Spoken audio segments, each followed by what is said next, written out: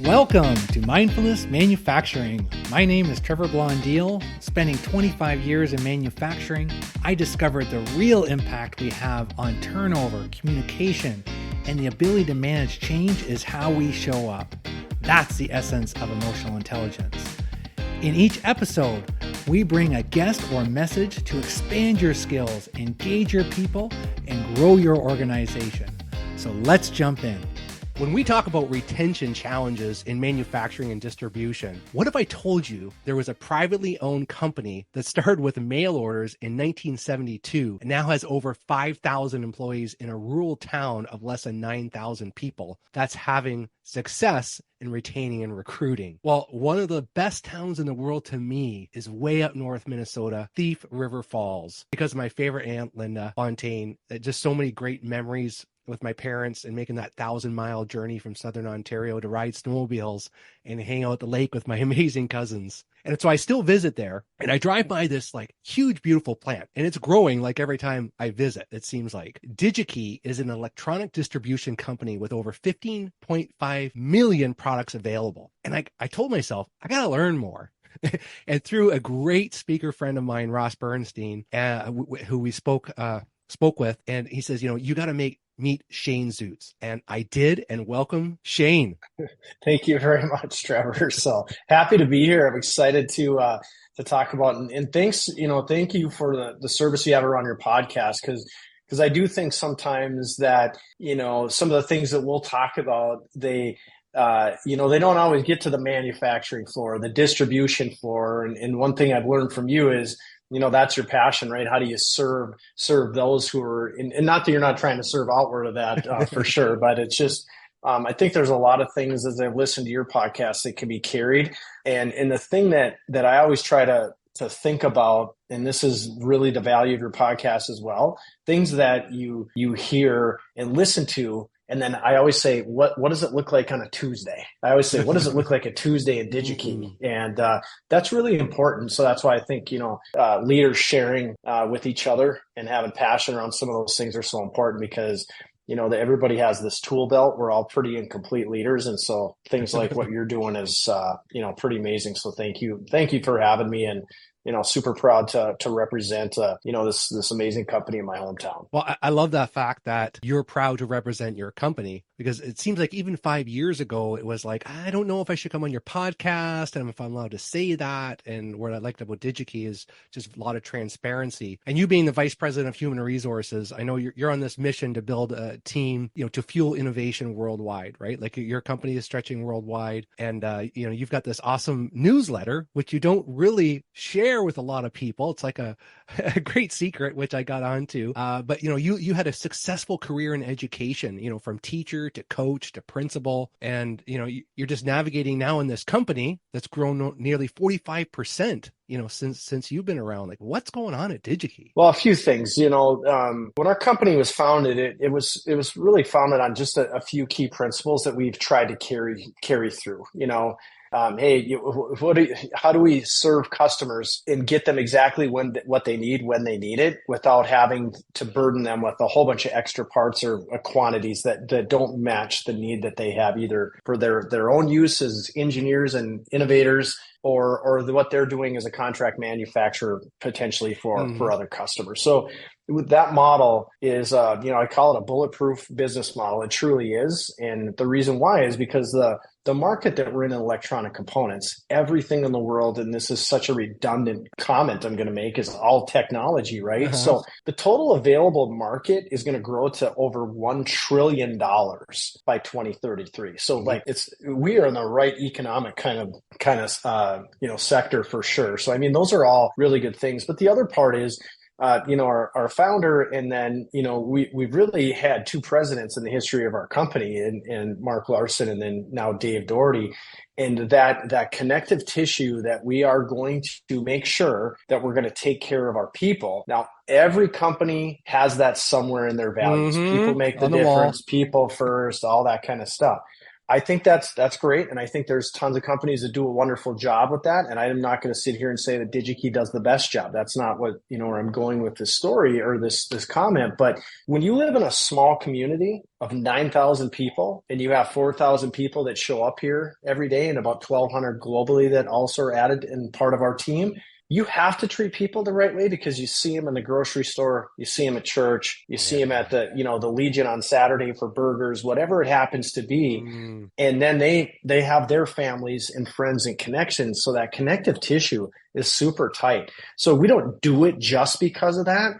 But I'll tell you, if you don't do things the right way, it will spread in a way that's pretty negative. And there's a lot of positives to that. So that's super positive for us. It also has its drawbacks at times because we are so tight. So when we do move some things to help mitigate some risk for the company or to grow, people are like, what are you guys doing? You're trying to change the whole company. And it's like, well, in some ways we actually are because we have a responsibility to this region in Northwest Minnesota and candidly through the state of Minnesota. We're one of the largest, companies in Minnesota, period, in the, top 15 or from all public or private and, top 10 for private. So they really, the company really has a fairly simple secret sauce, and it's those three things. It's like, delight our customers and they'll keep coming back, and then we'll delight our employees, and that's just a circular kind of flywheel that we kind of keep trying to turn, right? And so, but the world's complicated,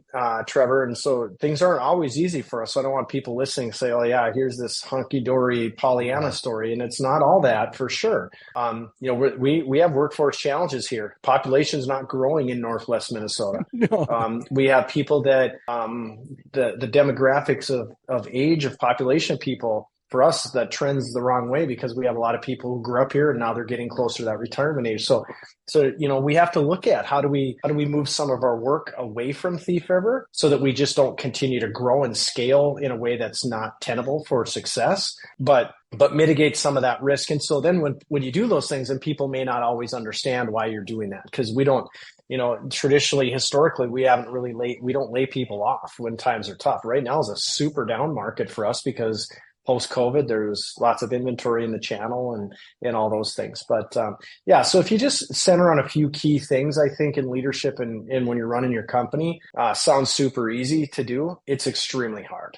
Because business leaders get pulled in so many different directions. Yeah, like you think about it, you're employing half the town. And so I know a little bit about this, Shane, because I had a wonderful tour by Mark Smitke, and I got the chance to just kind of walk through the plant and kind of get that feel. And him and I had some great conversations, walking through and talking to some of the group. And I love the fact that, you don't think about it, but it's like, you have to be good because like it's we get, when I say we, as in leaders in manufacturing, logistics, distribution in bigger metro areas can get a little bit lazy. And when I say lazy, I mean maybe not always focused on the connection and the deeper parts and doing some of the deeper work of having those conversations. And just walking through, you get that vibe and just the story of like, even during COVID and turkeys and getting them out to your staff and just making that connection is that, hey, if things don't go well in a certain pocket of DigiKey, that goes out to the grocery store, right? And that grocery store becomes your recruiting grounds. And if we're talking about recruiting and retention, I mean, you have to show up in such a way. So one of the conversations we got into where it's like, well, I got to meet Shane now, is we're talking about questions and our leaders being a little more curious. And so how are you guys having those conversations in leadership at DigiKey? Yeah, and I think it's a really good question. And, first of all, I think individually as leaders, you really have to hold yourself accountable to being curious because the world doesn't naturally allow you to do that super well, right? It's the next meeting. There's mandates that are coming from the state. There's, in our world, tariffs. It's one thing after another, Trevor. So, one of the things also that we try to really think about in our individual organizations that we lead within DigiKey, but then also as an executive team is how do our rhythms of work support the things that we're trying to do as a company? So if we say people are important, but someone like me is never present, I'm not visible, I'm not on the floor, then that's kind of lip service at best, right? Even if I'm doing a whole bunch of great stuff in the background, there's still these other things that go with it. So I think as a leader, you really have to match your rhythms of work, your calendar, et cetera, your efforts with your team to the strategic kind of priorities of your company. And I'll say that I think we did a pretty good job of that. And then COVID came and this rapid, crazy growth. And then I think we did a poor job of it. And I think right now we're still coming out of that a bit, because you can't grow like we did and then put this new facility on and have that learning curve. You literally have to have your heads down. At times it felt like there's water coming in the roof. And no offense, if there's water coming in the roof, you can't sit down and have a cup of coffee, right? No. You got so that's where I think this ability to challenge one another, are we really meeting those strategic priorities from an investment perspective, not from a dollar perspective and tools and resources and technology, but just our time and effort as a leadership team. And then how do we have that conversation with our next level leaders, each of us as executive leaders, into our teams? And how do we check in on that? But more importantly, how do we support that? Like, hey, when's the last time you took a time out with your team, took them out to eat? Yes. When's the last time you did something socially? And I know that sounds sometimes a little bit soft, but that actually is the hard stuff sometimes in business and in leadership, to do those things. So then when there is this true conflict that comes up, we also have this personal investment. And I feel like, to me, I know as a leader, for me personally, I have to have personal connection with people. That doesn't mean they all need to like me, anything like that. But I need them, it's very important to me that people trust me, even if they don't like what I have to say. But they know that I'm going to do things the right way. I'm not going to, have high integrity and high character. Those things that are super important. But that personal connection with people allows you to have that curiosity, because sometimes curiosity drives conflict. I just had a call with one of my colleagues on the executive team. He said, "Hey, I'm not sure that meeting stayed on the rails this morning. Just had it right before I jumped on with you today." Yeah. And I'm like, "Mike, I'm so glad that you trust me to have that conversation." And it's like, because I said, you know what? We started this meeting with the intention of doing X. But what you're saying is, hey, I'm not sure that X is still valid, where we're going. So I think these are the types of questions that we should be asking and conversations we should be having to make sure that we're adapting to the needs of our customers and our people and ultimately our business, right? So that's the first thing, is how do you manage yourself and then that interpersonal stuff. But the other part too, I think being curious takes some real intention. I'll be honest with you, on my desktop right now, one of the latest editions of Harvard Business Review, the title is on the cover, "How to Ask Smarter Questions." So I took them out of there and I typed them into a Word document. And sometimes I just keep them up on, my screen when I'm having conversations with people, because it's a little bit of a reminder of, hey, be inquisitive, like you said, be curious, but what are some good questions to do that? Because it's so easy for us as leaders to jump to that solutioning. And I'm not afraid to say that. Oh, like, really? You keep a cheat sheet of questions on your desktop? Yeah, sometimes I do, because it's no different than working out. Sometimes I got to sharpen up my skills of working out, riding a bike, whatever you do for fly fishing. I don't care what it is. That leadership stuff is the same thing. You got to work out and you got to challenge yourself. And being curious, I think it sounds great. I think leaders struggle to do so. And so I think, that's maybe how I'd come at that, Trevor. I think there's just a few parts. It's you and your team, you and your colleagues. Which is another team in my case. And then, how am I stretching my learning and growth in that? Mm-hmm. I think those are some key ways of being curious. And then asking for feedback from your team. Am I talking too much? Or do you feel like the questions I'm asking are providing value to you to get you to think deeper about what you're doing? So I do that periodically as well. So we ask a lot of the same questions. Like, I'll say, like, is this conversation helpful? Like, I'll even I've done it with my mom, right? Like, it doesn't matter if it's a family member or whether it's someone at work. It's like, it's good to have those questions. Yeah. It's sharpening the axe. Absolutely. Our intentions don't always match other people's perceptions, Right. And if we're not doing that check and balance. But here's what I took out of what you just said, which I think is good for the listener driving into work right now. Like, if you're going into a new launch, your building's expanding, we don't know what the next COVID's coming or whatever that is, but there's probably something coming. So like when you have those moments and there isn't water coming in the roof, you got to be building the foundation. Like the reason what I'm hearing is that how you got through what you did, and yes, you had some hiccups along the way, but you had some foundation in there. Like you spent the time having the conversation with the leaders having conversations with their teams. So when things started to get heavy and you couldn't spend the time, you had built the foundation of that trust that, okay, Shane's got this. I don't know what's going on here because it seems a little bit messed up right now, but we're going to stick with this. We're going to stick with this. That's one thing that I take. And like, someone calling you after that meeting, like that takes that's taking the writing off the wall and putting it into action. Like, do we really have a culture of accountability? Well, that you can't have that without trust. And it takes calling up somebody in a higher position and be able to say, hey man, like that was not really landing. Like, what's going on there? And it's like that inner work, that deeper work. It's hard because Shane, I didn't have it, right? Like I ran manufacturing plants for years. And when I did, I know there's times it's like, man, all I had to do was just be a little more curious. Don't start my questions with a why. And even now, like with COVID, I've seen some companies where they would send videos of their leaders, out to their team members. I was talking to a team member at a plant. He's like, yeah, they just kept on doing the videos. So I don't really see people. And I'm like, oh yeah. And that's not connecting. So you can get through the season, but then you got to come back down the shop floor again and connect. Yeah. And I agree with you. I think there's a lot of things, to your point, you can send videos, but there's got to be ways where sometimes it can be super easy.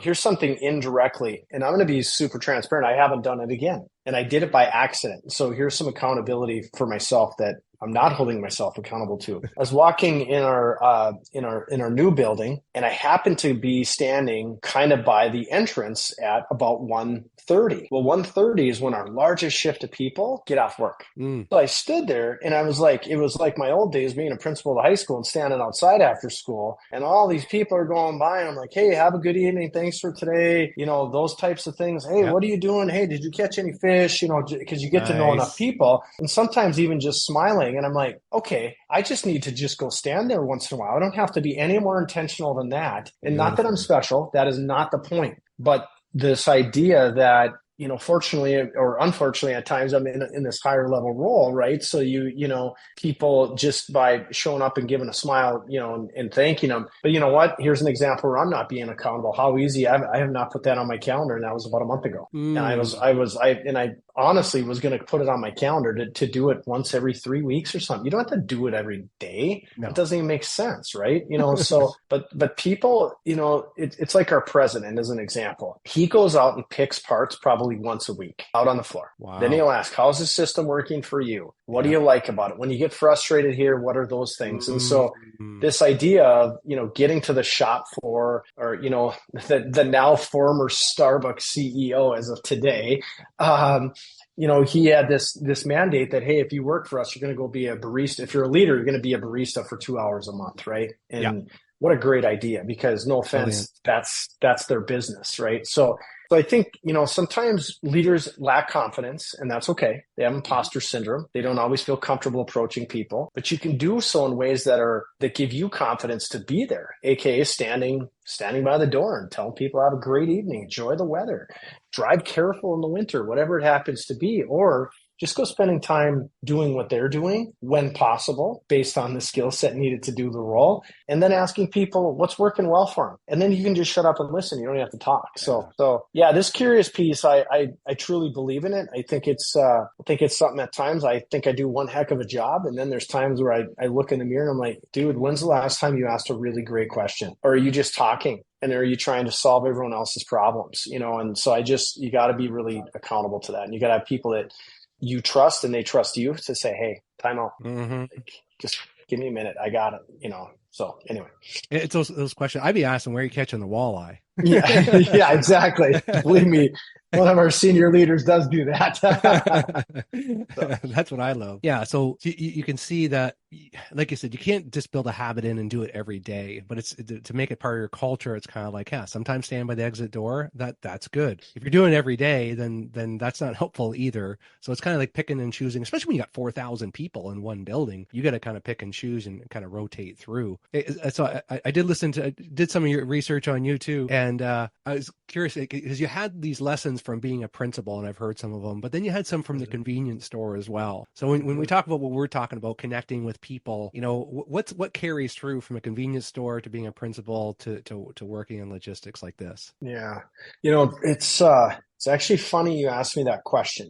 And because my son, they just started high school football this week. So excellent. They have 2-a-days, 6 to 8:30 in the morning, and then 6 to 8:30 at night. So he gets home, and I try to eat later then so that I can, get some time with him. Otherwise I, don't get a lot of time. So I don't know how we got on the subject, but it was, I know for some things that he wants to do, he needs a letter of recommendation as a student athlete, for this leadership club and some of these things, which I think is great. And I said, well, who are you going to ask? And he says, well, I'm going to ask, this person. And I said, well, how are you going to do that? Well, I'll send them a text. And I'm like, no, you're not going to send them a text. That now I'm being dad. Right. And so I said, you need to go ask them. And because that helps them understand, why the heck would you even want to do this? Because they said, so anyway, and I gave them this story about Mike Berry and who ran, the Pennington convenience stores in town. And I said, hey, next year when I speak to your class, because there will be this class that I go in very traditionally, and he will be in that at some point in time. And what I learned from Mike at the convenience store is I was amazed by, I'm like, how do you know everybody's name that walks in the store? Because in my perception, he literally knew everybody's name. Well, when I finally had worked there long enough, and I'm like, hey, this guy's, pretty chill, super, can be a mentor. Well, believe me, I was 18. I was not thinking mentor 19. I didn't have that. I was worried about, playing baseball and, drinking beer at junior college, because that's what I was focused on. But anyway, I got the courage to ask Mike. I said, how do you know everybody's name? And he's like, Shane, I don't know everybody's name. I go, but it sure seems like it. He goes, well, if you just watch, sometimes I don't say their name, but when they come into our store, we don't know what is happening out there. And they're coming in here to get something, pop, cigarettes, lottery ticket. It doesn't matter what it is, pay for gas. So you know what? I think everyone deserves a smile in a greeting, and because you don't know what their day is. And he goes, I found at times that it can actually turn a person's day. So that simple thing. Now, I never thought about that again for a long time, Trevor. I never understood. Okay. Yeah. So then I don't know what I'm doing. I go to college, and I'm going to be a teacher because, I wanted to coach baseball too. And so that was my thing. And so anyway, I start becoming a teacher. I was a teacher at our middle school, and I still didn't get this. Okay.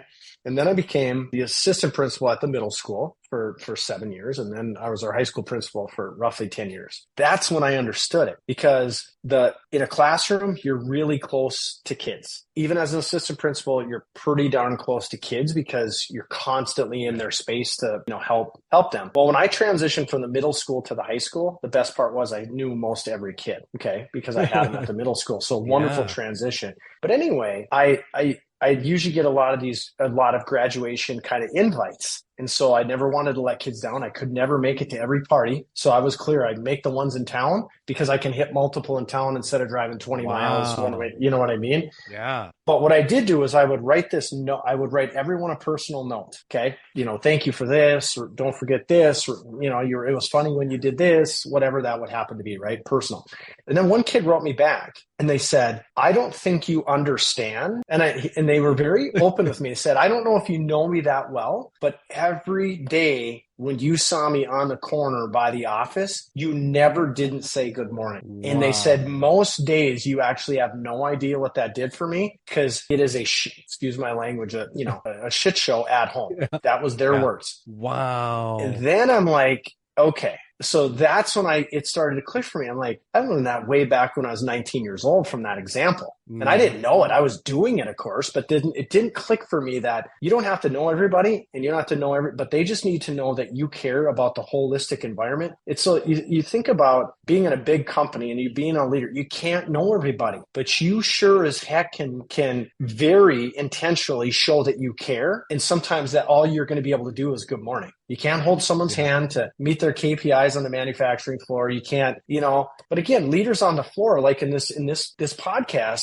logistics, distribution, manufacturing, when they're coming back from break, are you standing somewhere in their area and say, hey, I know you're sick for a couple of days. How you doing? Like, man, we crushed it this morning, and yeah, we're a little behind. We'll get there. Here's what I tried to do to help you, that kind of stuff. And there's such small things that actually take zero skill. It's like that old saying, what takes zero talent? Yes. This takes zero talent. And so that is something that, Mike is still in our community. I talk to him all the time. You ask my wife who my idol is. You ask my boss here, our president, who my idol is. It's not him. It's Mike Berry. I'm just, I think so. So the lesson in that is even as you grow in leadership and experience, and as you get older, Kevin Wild from the U talks about this, as you get older and if your title goes up and you get older, your learning curve actually goes down. Yes. And it's just natural. So you have to fight it, right? It's like, it's like weight and working out and some of that kind of stuff. And so I just think that keeping your eyes and your ears open, regardless of your title, regardless of what you're in charge of, regardless of what you're responsible for,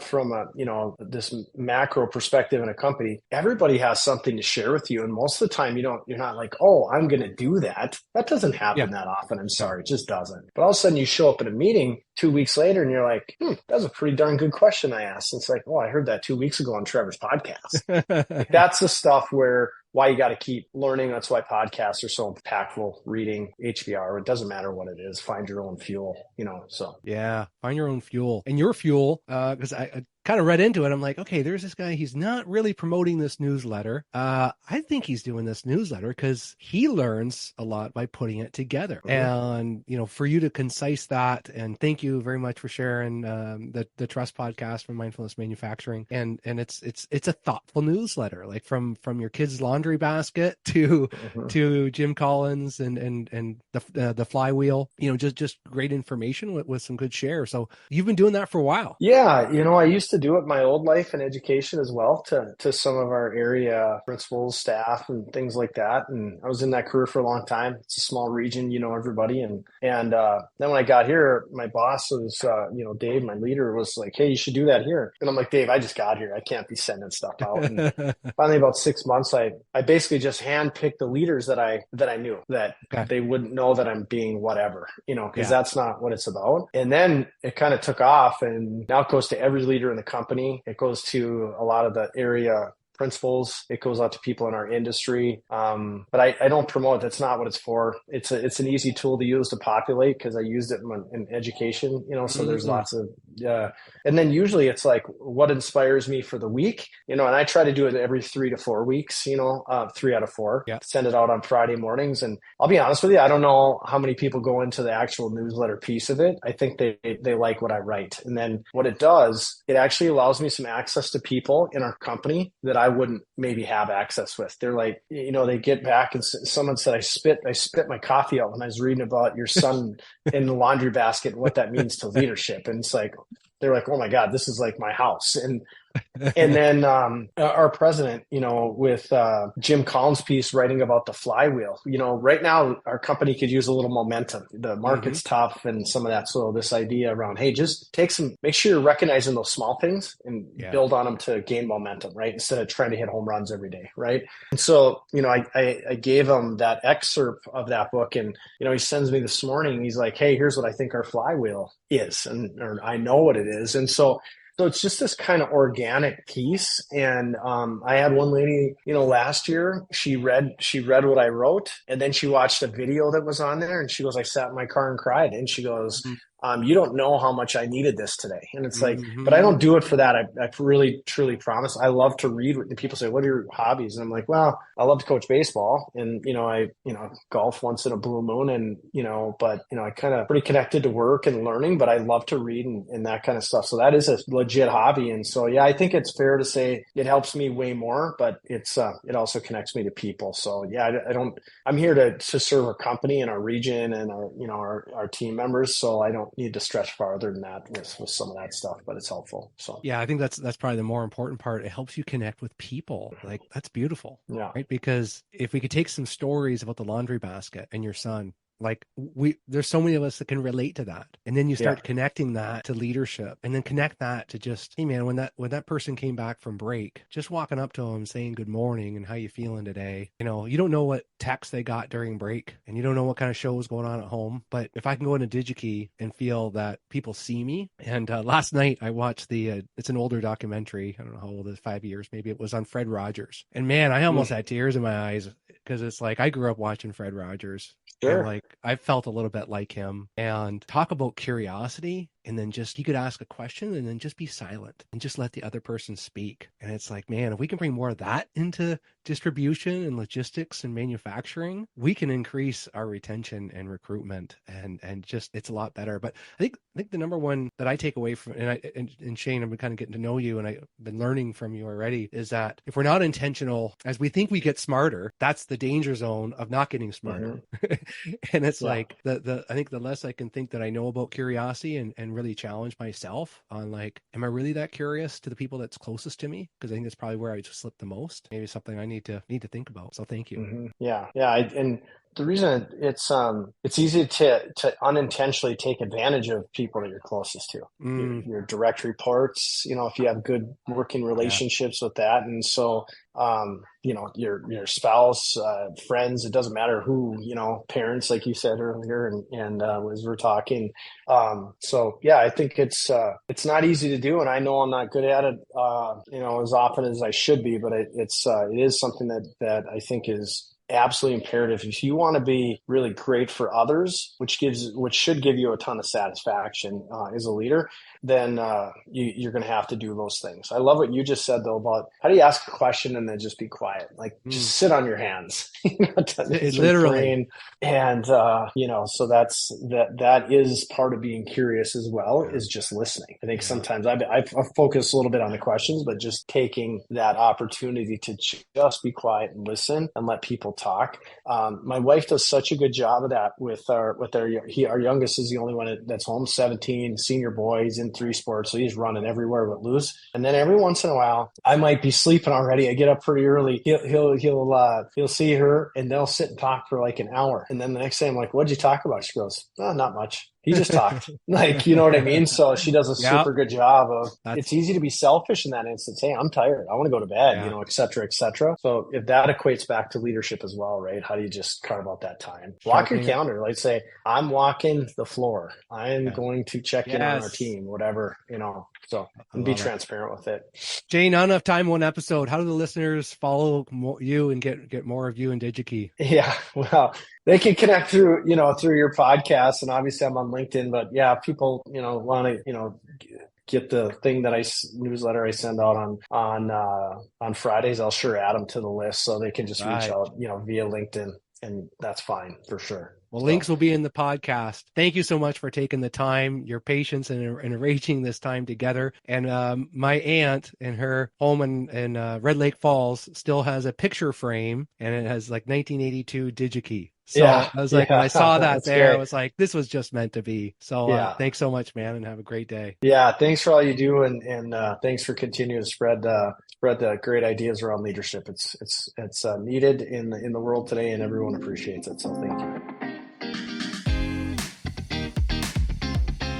Hey folks, appreciate you taking the time to join us today. If you enjoyed this episode, share it with someone. Haven't subscribed yet? Do it now. Remember, if you want results, the key is increasing your awareness of how you show up.